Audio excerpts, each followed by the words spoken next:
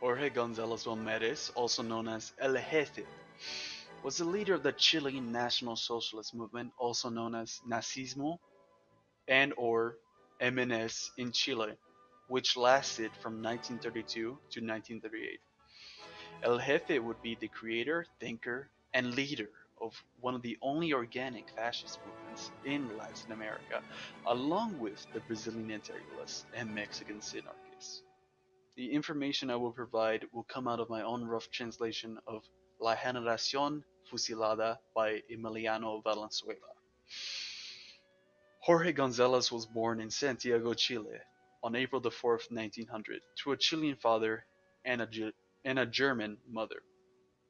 Gonzalez was an alumni at the National Institute, which his mother put him to get a Chilean education. For a brief period of time, he actually studied German and went to a German school. Among his colleagues, in which we would find very notable people in Chilean politics during the 1900s, um, or future people that we would reference to. Ramon Salinas, he was the president of the South American Vapor Company. Hernan Alessandri, which was actually the son of the president of the current time,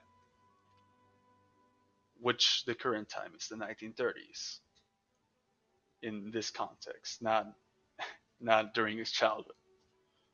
Enrique Mata Figueroa, which was the lawyer and liberal deputy and minister of land and agriculture. So these are some pretty big names that he's been raised with. Emilio Phillips, surgeon and painter, which would found Nazismo with Jorge and would actually keep a long-lasting friendship.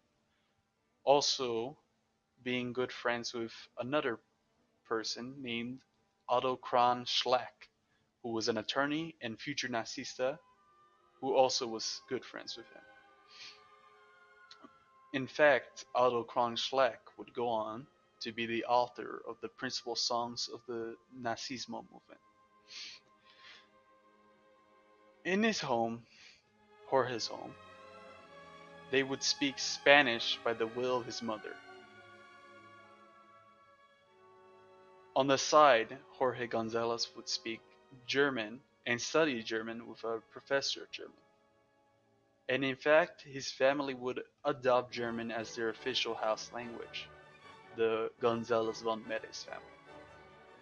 Jorge Gonzalez was not of a political background, nor was he social as his nephew Rodrigo Allende would comment. However, despite these potential shortcomings, he worked on his personality because he would dream of a movement that would require a legendary leader, something of a Hitler figure. Jorge Gonzalez von Marees in his youth and in the mid-20s would join a nationalist group called T, which in English stands for tenacity, enthusiasm, and abnegation, where he would be known as a legionary. Throughout Jorge Gonzalez's upbringing, he would be very much an admirer of German culture. Jorge Gonzalez, despite having a great value in German culture, the irony would be that his own mother, his own German mother, would teach him to become 100% Chilean, which Jorge Gonzalez von Marees commented, saying that even then it would not affect the German characteristics that he inherited from her. Jorge Gonzalez was obsessed with his German heritage and even romanticized German culture, but at the same time it did not blind him to the fact that he had Castilian in his bone marrow and 50% of his blood was German. So Chileans are very obsessed with their heritage, and that's even today you would see some brown-skinned Chileans talking about being French or whatever. You can see that today. Jorge Gonzalez was definitely not a mestizo though. Jorge would start reading third positionist thought on the theories of conservatism not the neocon or conservatives of our day, but more like traditionalist conservatism, real conservatism. He wrote and read anti-liberal propaganda and pro-nationalist propaganda and theories. He would become an admirer of Hitler and the way how Hitler knew how to give a people a greater cause. Similar to Jose Antonio Primo de Rivera, he was actually a lawyer.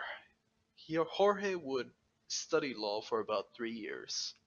Among the thinkers that Jorge Gonzalez von Marees would help to become El Jefe were Gustave Le Bon, who made the book The Crowd, and Oswald Spengler, who made The Decline of the West and Prussian Socialism.